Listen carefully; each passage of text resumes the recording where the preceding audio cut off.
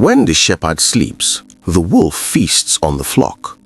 It is Monday morning, January 20th, 2026, and I am bringing you news that will shake you to your core.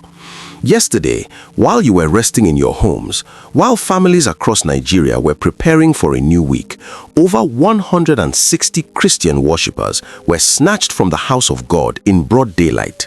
Not at night, not in a remote forest, inside their churches, during Sunday service in Kaduna State. Armed gunmen stormed two churches in Kuruminwali village, Afogo ward, Kajuru Local Government area at approximately 11:25 in the morning on Sunday, January 19th. The attackers blocked church entrances and forced worshippers into the bush. Reverend John Hayab, chairman of the Christian Association of Nigeria in the north, confirmed that 172 worshippers were initially taken, though 9 managed to escape, leaving 163 people in captivity. This story is developing rapidly, and the fate of these 163 souls hangs in the balance. To stay ahead of every update on this crisis, ensure you are subscribed to this channel. Let me paint the picture of what happened yesterday morning in Kuruminwali. Families gathered to worship. Mothers dressed their children. Fathers put on their Sunday clothes. The choir was ready. Hymns were being sung. Prayers were being offered for Nigeria, for peace, for a better tomorrow. Then the doors burst open. Men with sophisticated weapons poured in. Not one church, 2 churches at the same time. This was coordinated. This was planned. This was a military-style operation against unarmed Christians. The ECWA and Cherubim and Seraphim churches were both targeted.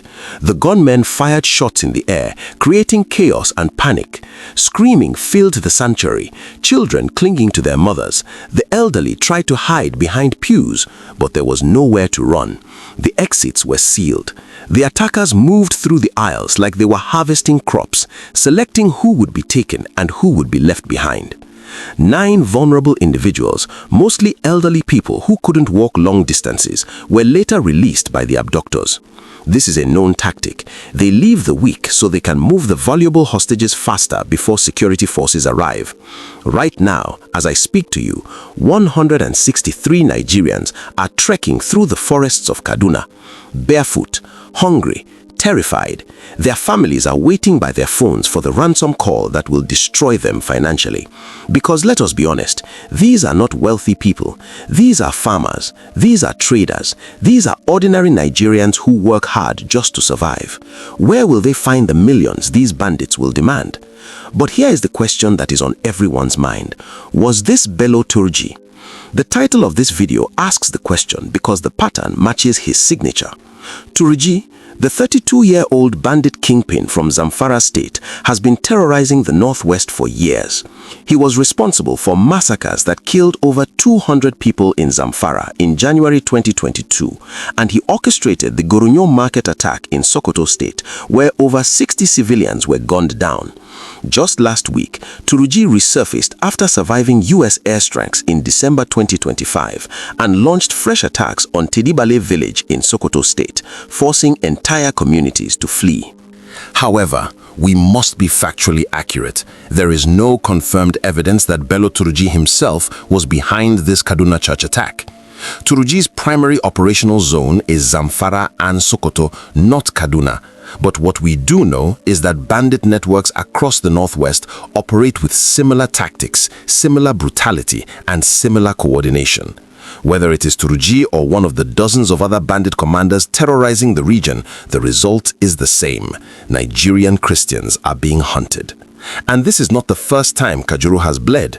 Southern Kaduna has become a graveyard. Community after community has been raided, burned, depopulated. The attackers come at night. They come on Sundays when Christians gather. They come with impunity because they know the response will be slow, the arrests will be zero, and the international community will barely notice. Nigeria was named the epicenter of global killings of Christians in 2025, according to the Open Doors World Watch List, with Christians disproportionately targeted. 1 in 5 African Christians faces high levels of persecution, and the majority of that persecution is happening right here in Nigeria. President Donald Trump has raised alarms about what he calls the targeting of Christians in Nigeria.